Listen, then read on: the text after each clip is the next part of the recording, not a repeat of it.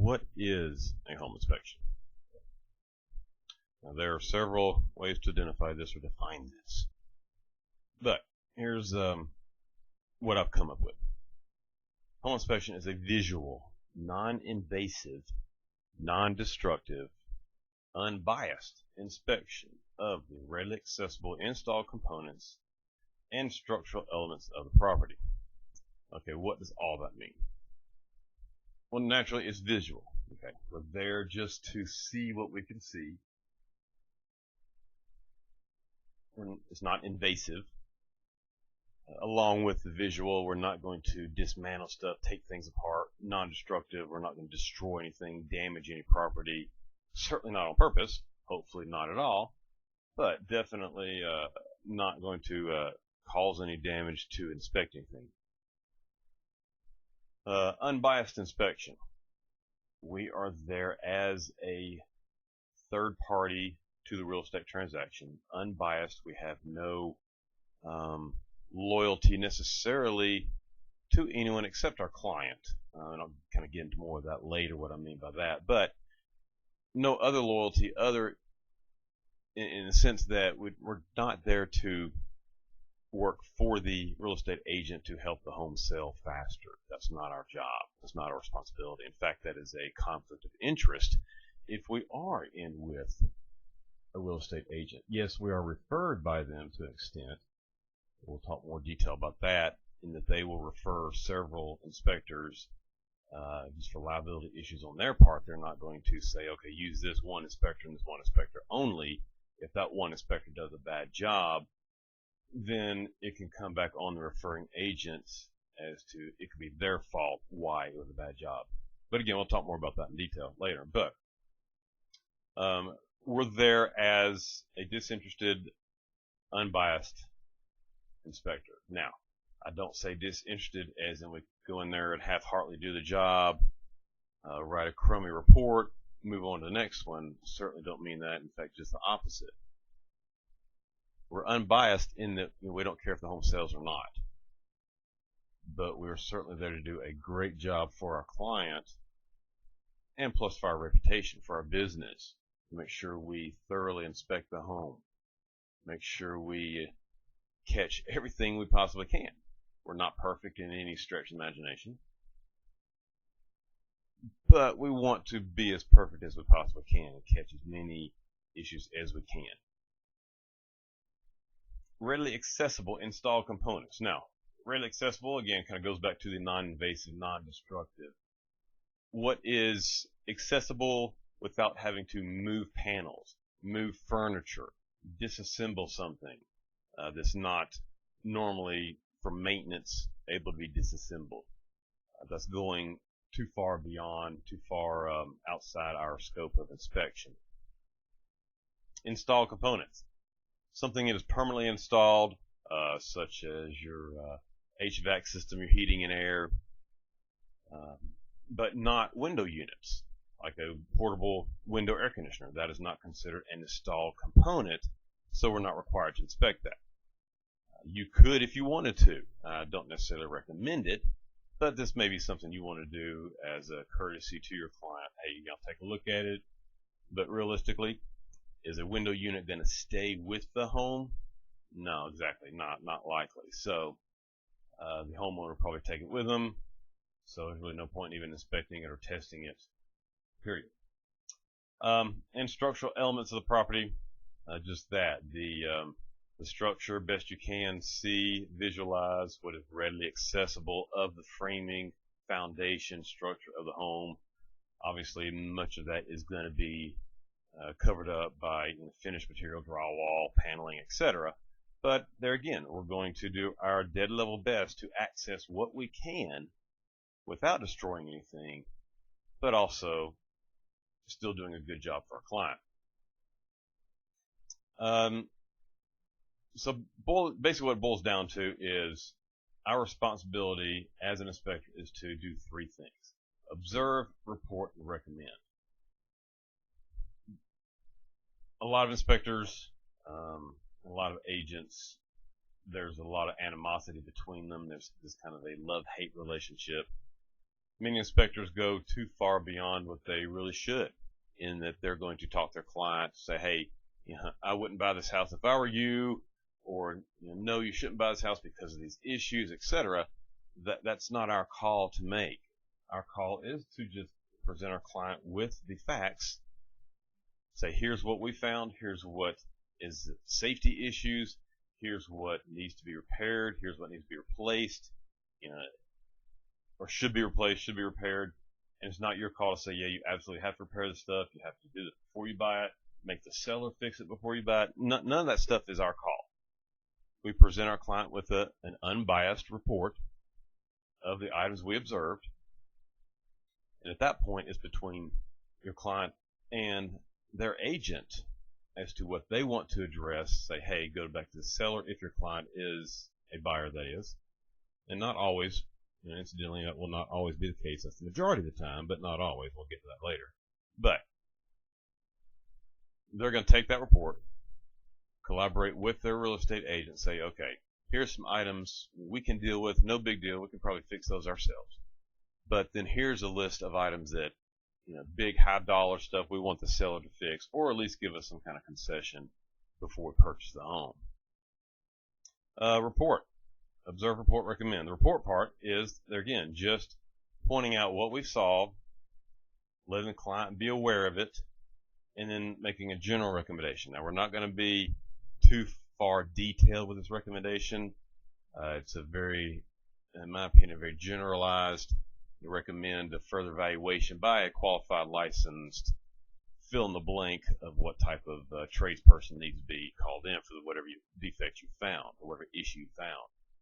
You don't want to say, okay, here's exactly how you repair this step-by-step process. Here's the materials you use. Here's the cost of it. That's again outside our scope. Plus, we're gonna give them some wrong information because prices change all the time with materials. Prices change all the time with contractors, etc. So that's not our call. And you can also get yourself into liability saying, hey, here's how you're supposed to fix it. They followed your steps and it didn't work, or it failed, it caused a problem, the house caught on fire, whatever. They're going to come back on you because you're the one that said, hey, here's how you fix it.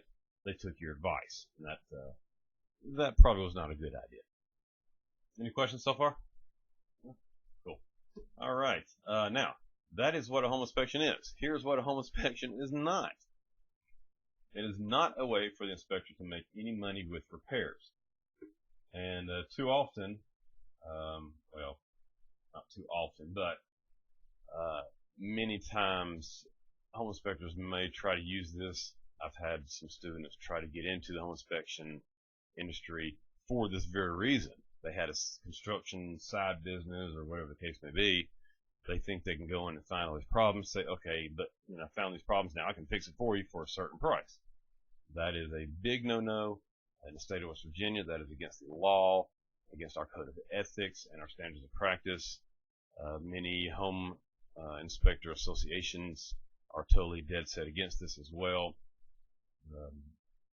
We're not allowed to perform any repairs on a home we've inspected within 12 months. So after a year, you can fix it then, but most likely, it's no longer an issue. Home inspection is not using destructive means to inspect. We already kind of touched on that as far as the non-invasive, non-destructive. We're not dismantling anything. Now, there are certainly some components in cases where you will need to remove a couple screws here and there to access something. That's no big deal. Back to our HVAC, our furnace. Pretty common access panels to be able to view the components, the blower motors, the filters, things of that nature. Not a big deal. If you feel comfortable dismantling it, that's fine. But as a side note, be careful when you are dismantling any panels on air conditioners and furnaces. There's a lot of weather stripping and seals behind that, so if you start taking those apart, you may destroy and damage that weather stripping, and then you can cause more problems than what you were possibly trying to catch. An inspection is not a pass or fail, and I get that question all the time. A lot of my clients will, well, did the home pass? Did it fail? There again, that's not our call. There is no pass or fail. It's not an up or down, red light, green light kind of situation. There are issues to be addressed, certainly, in most cases. I have never found a home that did not need something fixed. Brand new, 100 years old to brand new house are going to have problems. There's no way around it. It's just the severity of the problems, how severe of the safety issues you may run across. And again, the not pass or fail goes back to what we do: observe, report, recommend. We are not advising our client to purchase or not purchase their home. Touched on that a few moments ago. Nothing will piss off a real estate agent more than you doing their job. That is not our job, is to advise the client to buy or not buy. That's not our problem.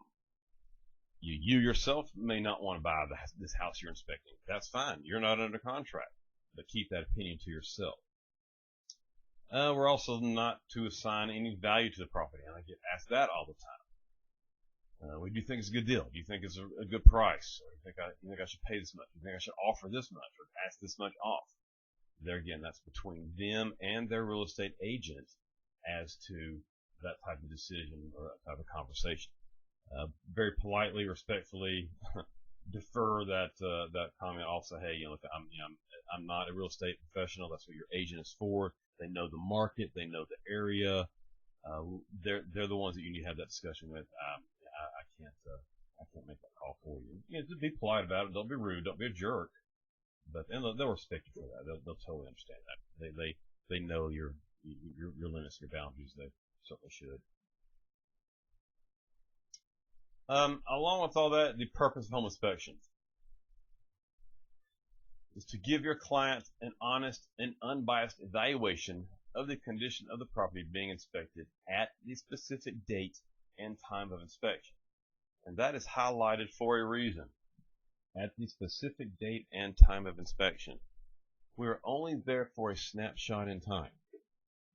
What we see only has to do with what has happened in the past to the home. After we leave, however, we have no idea what's going to happen to the home. We don't know if the furnace is going to go out, or the outdoor air conditioning condensing is going to freeze up as soon as the next day. And I've had calls several times for that. Or water leaks underneath the kitchen sink. Well, when I was there, it didn't do it. I ran water. I looked underneath it. I photographed it, proving that all that was fine while I was there at that specific date and time of inspection. What happens after the fact can be anything. I mean, after I do an inspection, it could be 3, 4, 5, 6 months sometimes before my client, who I did the inspection for, can finally move in. I assure you, a lot of things can go wrong in a week, not to mention 6 months. So a lot of problems there that you run across. A lot of upset clients will be calling you. And there again, we'll talk more about this later when we get to the business side of things. But you want to be professional and just hear them out and do your best to help them. But the bottom line is we're only there to see what we can see while we're there, and that's it. There's, again, no way to determine if the water heater, it may be brand new, it may be 15 years old. It still can go bad. It's a man-made item. Anything man-made can go bad. The heating element could be defective. The thermostat on the water heater could be bad. It can go out at any time and stop working. But again, while you're there, and be sure to document everything you do while you're at the inspection.